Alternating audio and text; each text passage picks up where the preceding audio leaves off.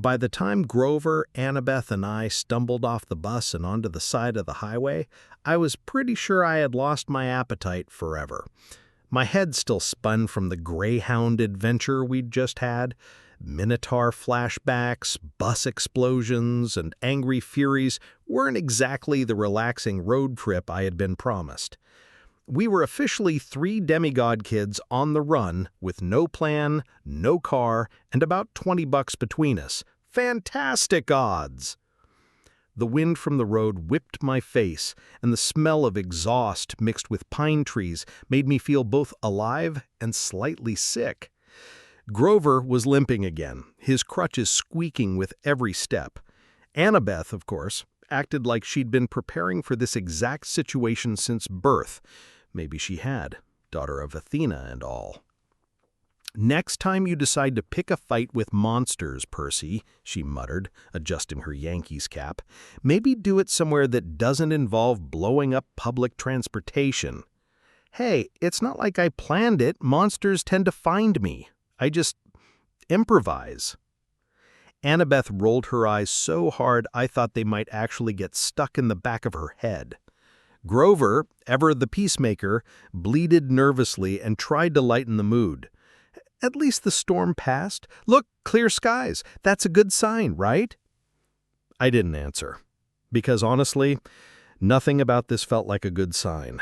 Zeus himself had a hit out on me, Hades probably wanted to drag me down to the underworld, and I was supposed to be the guy who fixed all this? Yeah, totally fine. No pressure. We walked along the side of the highway until the heat of the afternoon made the blacktop shimmer like it was melting. My stomach growled so loud even Grover's ears twitched. Annabeth kept pushing us forward, scanning the road like she had a GPS installed in her brain. I was about to suggest stealing snacks from the next gas station when I noticed something strange up ahead. At first, it looked like a regular roadside shop, the kind with faded signs and peeling paint where you'd expect to find postcards and beef jerky. But as we got closer, I realized it was weirder. A big wooden sign read, "Auntie M's Garden Gnome Emporium. All kinds of statuary for your yard needs." Underneath the words was a cartoon of this round-faced woman in a headscarf, smiling like your long-lost grandma. The front yard of the place was crowded, no, stuffed with statues. Hundreds of them. Dogs, deer, farmers, little kids holding hands. They lined the path all the way up to the front door. And here's the creepy part. The statues looked real, like too real. Their faces were caught mid-expression, eyes wide, mouths frozen, hands reaching out. I swear one looked like he was trying to scream. Guys?" I said, slowing down. "Is it just me, or do these garden gnomes look like people who got hit with a freeze ray?" Annabeth stopped, her face tightening. Grover sniffed the air and whimpered. "I don't like this place. I really, really don't." But before we could decide whether to turn back, the door creaked open. Out stepped a woman. She was tall, dressed in a long black gown and gloves, even though it was roasting hot outside. A black headscarf wrapped around her hair, leaving only her pale face visible. She smiled warmly at us, like she'd been expecting visitors all day. "Children," she called out in a rich, motherly voice. "Oh, you poor things. You look exhausted. Come inside. Come in. Auntie M will take care of you." Every instinct in my gut screamed nope. But then my stomach growled again, traitor that it was, and I smelled something incredible drifting from the doorway, like burgers sizzling on a grill. Annabeth crossed her arms. "We don't have time." "Oh, nonsense," Auntie M interrupted gently. "Just a quick bite. I've got plenty of food and you look half-starved. It would break my heart to see children suffer out in the heat." I glanced at Annabeth. She looked uneasy, like she'd already solved a puzzle she didn't want to explain. Grover, meanwhile, was practically drooling at the smell of food, his stomach making whale noises. I should have listened to Annabeth's instincts. I should have trusted the little voice in my head that whispered, "This is a trap. This is very obviously a trap." But at that moment, I was just a hungry, tired, half-blood kid who wanted to sit in the shade and eat something that wasn't vending machine chips.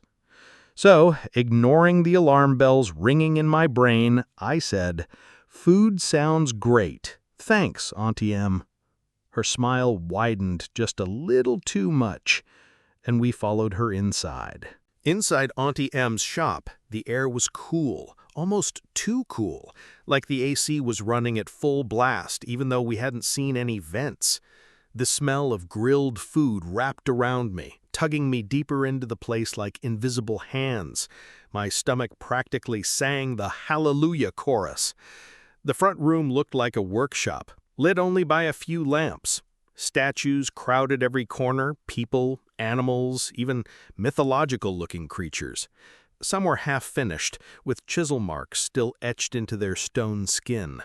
Auntie Em led us to a table in the center, laid out with plates, cups, and a platter stacked high with burgers and fries. Steam rose off the patties like they'd just come off the grill. "Sit, sit," she said sweetly, gliding to the other side of the room. "Eat as much as you like. Auntie Em always takes care of her guests." Grover sat before she finished the sentence, piling fries onto his plate like he hadn't eaten in a week.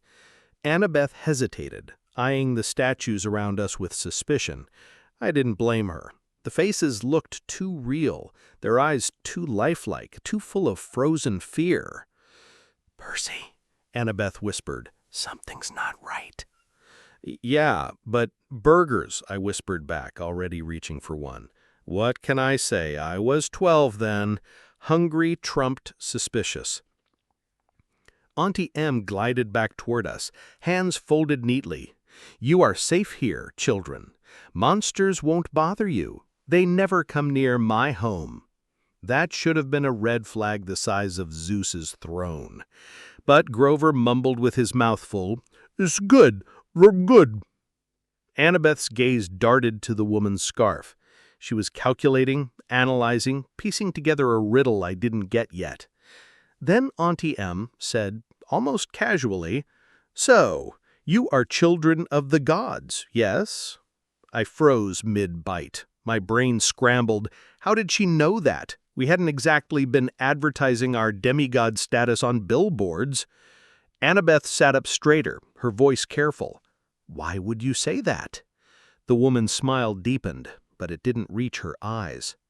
"Oh, I can always tell. The look of destiny is in your faces. You carry the scent of the divine." That's when the hairs on my arms stood up. The statues surrounding us suddenly felt less like art and more like warnings.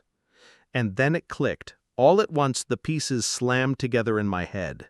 Statues that looked real. People frozen mid-scream. A woman who always covered her hair with a scarf. Annabeth whispered so low I almost didn't catch it. "Don't look directly at her." My heart stopped. I knew the story now. Medusa. Auntie Em, no. Medusa sighed like she was tired of the charade. "Such clever children. Always ruins the fun when you figure it out too soon." Her voice wasn't sweet anymore. It was cold, sharp, dripping with bitterness. "Do you know how many years I've been here, banished, punished by that arrogant goddess Athena? Do you know how many visitors I've turned to stone just because they dared to pity poor Auntie Em? And now," she raised her gloved hand slowly towards her scarf, "now I have 3 little half-bloods who wandered right to my doorstep." "Percy," Annabeth hissed, "don't look at her. Use the reflection, anything shiny." I scrambled, trying to think. There was a polished bronze platter on the table. I grabbed it, angling it like a mirror, heart pounding. Medusa's scarf slipped away. Her hair wasn't hair at all. It was a writhing, hissing mass of snakes, their scales glinting in the dim light. Their tongues flicked, tasting the air. My stomach lurched, but I forced myself not to look directly. Grover bleated in terror and nearly tipped the table over. "We should run! Let's run!" "We can't," Annabeth said firmly. "If we run, she'll follow. We have to finish this." Finish this? Right, just fight a monster whose face could turn you into stone. No big deal, totally doable. Medusa laughed, the sound like glass shattering. "You think you can kill me, boy? You think you can succeed where so many heroes failed? They all come here thinking they'll make a name for themselves, but they end up decorating my garden." She slithered closer, her movement smooth, predatory. I kept the platter angled, my sweaty palms slipping. She was getting too close. And then I remembered something Chiron had told me about heroes. You can't just fight monsters with strength. You need brains, luck, and a little recklessness. So I did what any reckless 12-year-old would do. I waited until she lunged and then raised Riptide, not at her directly, but using the platter's reflection to guide me. At the last possible second, I swung. The blade sliced through the air. There was a horrible hiss, a scream that shook the walls, and then silence. When I dared to open my eyes, Medusa's head lay on the floor, snakes still writhing in fury, her eyes glowing faintly. Her body collapsed beside it, dissolving into dust. The three of us stood frozen, breathing hard. My heart hammered in my chest, and I realized I was still clutching the platter like a shield. Grover was the first to speak. "You killed her." Annabeth corrected him softly, though her eyes were still wide. "He beheaded her, just like Perseus." I stared down at the head, bile rising in my throat. I hadn't planned to be a hero. I hadn't planned any of this. But now I had one of the most infamous monster trophies in Greek mythology lying at my feet. And that's when I noticed it. The faint shimmer, like the head was glowing. Gifts from the gods, Chiron had said, were rare. Maybe this counted. Either way, we weren't sticking around to find out. Annabeth wrapped the head carefully in cloth, shoved it in a box, and muttered, "We can use this later. Trust me." Grover gagged, "Please don't put it near me." We stumbled back into the daylight, leaving the shop and its eerie statues behind. My legs felt like jelly, and the adrenaline still buzzed in my veins. One thing was certain, our quest wasn't getting any easier. Monsters were everywhere, and every step closer to the underworld meant another chance to die. But at least for now, Auntie Em wouldn't be turning anyone else into a lawn ornament. By the time we left Auntie Em's place, the sun was already low in the sky, staining the horizon orange and red like the world itself was burning. My legs ached, my stomach was in knots, partly from fear, partly from eating way too many of those fries, and my brain wouldn't stop replaying what we'd just done, me cutting off Medusa's head. I kept glancing at the box we were carrying. Inside, her head was wrapped tight, but I swore I could still hear the faint hiss of her snakes. Creepy didn't even begin to cover it. Grover trotted along beside me, his crutches squeaking with every step. He looked pale, his goat legs dragging like they weighed 10 tons. Annabeth, on the other hand, kept charging forward, her chin up and her Yankees cap swinging from her belt like she was marching into battle. I finally said what had been chewing at my brain, "So, are we going to talk about the fact that I just decapitated one of the most famous monsters in mythology?" Annabeth didn't even glance at me. "Heroes have been slaying monsters for centuries, Percy. You just joined the list." "Yeah, but I didn't want to join the list. I didn't sign up for Monster Slayer of the Year. I just wanted to get to LA and give Zeus his stupid lightning bolt back." Grover bleated softly, shaking his head. At least you're alive. That's more than I can say for most satyrs who ever ran into Medusa. She was one of our worst nightmares." That didn't exactly make me feel better. We trudged down the road in silence for a while, cars roaring past us without a second glance. I kept thinking about home, about Mom. If she were alive, and I had to believe she was, she would have scolded me for skipping meals, for not drinking enough water, for not wearing sunscreen. Thinking about her stung worse than any monster wound. By the time the sun dipped fully below the trees, we found ourselves near a stretch of woods that looked like something out of a horror movie. The shadows were long and black, the kind of dark where you're sure something is hiding just out of sight. That's when we heard it, a bark. Not just any bark, sharp, yappy, and way too close. We froze. Annabeth's hand went to her knife. Grover whimpered. From the underbrush, a little poodle came trotting out. Yep, a poodle. It was one of those fancy ones, too, fluffy, with a pink bow clip to its head. It pranced toward us like it owned the entire highway. I blinked. Tell me this isn't happening. Grover sniffed the air, then his eyes widened. That's no ordinary poodle. The dog barked again, then sat, wagging its tail. Hanging from its collar was a tag. Annabeth crouched carefully, still suspicious, and read it aloud. Gladiola! I frowned. Wait, like the flower?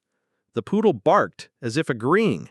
Then, to my total disbelief, it trotted a few feet away, stopped, and looked back at us, like it was waiting for us to follow. Please tell me this isn't some kind of new monster, I muttered. Grover's eyes lit up, though, and for the first time that day, he looked hopeful. No, this is good. This is really good. Good? I asked. We're following a poodle through the woods. How is this good? Grover leaned on his crutches, grinning like he'd just won the lottery. You'll see, trust me. Sometimes help comes in the strangest forms. Annabeth raised her eyebrow but didn't argue. She just sighed and gestured for us to follow the dog. So we did. Into the woods. After battling furies, outrunning buses, and beheading monsters, I never thought our next guide on the quest to save the world would be a glorified house pet. But there we were, trudging after Gladiola the poodle, hoping he or she knew where we were supposed to go. And somehow I had the feeling that this ridiculous little dog might actually be leading us exactly where we needed to be. So there we were. 3 half-bloods creeping through the woods in the middle of nowhere, following a fluffy poodle with a bow on its head. If the gods were watching, and I was pretty sure they always were, I bet they were laughing their divine butts off. Gladiola trotted ahead confidently, stopping every so often to glance back and make sure we were still keeping up. His nails clicked on the stones and roots, his little pink bow bobbing with every step. If it wasn't so ridiculous, it would have been cute, but mostly, it was ridiculous. Grover, however, looked like he'd just been handed a bag of fresh tin cans and cheese enchiladas. His grin stretched ear to ear. "Do you know how lucky we are?" he whispered, his voice squeaking with excitement. "Lucky?" I said, trying not to trip over a root. "Explain to me how this is lucky." Annabeth had the same skeptical look plastered on her face. She wiped sweat from her forehead and said flatly, "I'd like to know too." Grover stopped and pointed to Gladiola's collar tag like it was the Holy Grail. "Do you realize who this is? This is the Gladiola, the one on the posters." I frowned. "Posters?" He nodded furiously. "Yes, there are signs everywhere. Gladiola ran away from his rich family in the suburbs. They've been offering a massive reward for his safe return, like a lot of money." It took me a second to process. "Wait, you're saying we return this poodle and we actually get cash?" "Exactly," Grover bleated, practically hopping. "Enough to buy train tickets, bus tickets, whatever we need. We wouldn't have to hitchhike or walk anymore. Do you know how huge this is?" Annabeth crossed her arms. "So our grand plan is to return a runaway poodle to his family for a reward. That's what's going to help us save the world?" Grover shrugged. "Hey, the gods work in mysterious ways. And besides, we need the money. We can't keep wandering around like this. Monsters will sniff us out in no time." I couldn't argue with that. My shoes already had holes, and the thought of more nights sleeping in ditches didn't sound like the hero's journey I had imagined. "Fine," I said, "but this better work." Gladiola barked as if agreeing, then darted ahead again. We followed for what felt like forever, until the woods thinned and the lights of a small town twinkled in the distance. Finally, we stumbled onto a gas station, its neon sign buzzing in the night. The place looked deserted, but the glow of vending machines felt like a beacon of hope. We stopped at the edge of the lot, catching our breath. Gladiola sat down primly, tail wagging, as if to say, "I have delivered you safely, mortals. You're welcome." Grover crouched and scratched him behind the ears. "Good boy. You just saved our quest." Annabeth rolled her eyes but didn't argue. She looked exhausted, her shoulders drooping like she had finally admitted even Athena's daughter couldn't march forever without food and rest. We dug through our meager supplies, pooling what little change we had left. Not enough for real food, just enough for some stale chips and sodas. But it was something. I tore open a bag of barbecue chips and pretended they didn't taste like cardboard. "Tomorrow," Grover said through a mouthful, "we take Gladiola back, collect the reward, buy train tickets. West! Easy!" I snorted. "Easy? Nothing about this quest has been easy." He shrugged, crumbs falling onto his shirt. "Easier than walking?" Annabeth leaned back against the gas station wall, her knife at her side. "We'll need to stay sharp. Monsters won't care if we're riding trains or walking highways. But yes, it's a good plan. For now." For a moment, sitting there under the buzzing neon sign with chips in my hand and soda fizzing in my throat, it almost felt normal. Like 3 kids on a road trip, not 3 demigods trying to stop the gods from starting World War III. But I knew better. Normal wasn't in the cards for me. Not anymore. I glanced at the box carrying Medusa's head, tucked carefully in Annabeth's pack. Then at Gladiola, our ridiculous little poodle ally, panting happily at Grover's feet. The world was insane. Monsters, gods, magic weapons, and now a runaway poodle was our ticket west. If you had told me a month ago that this would be my life, I would have laughed. Now I just braced myself for whatever came next.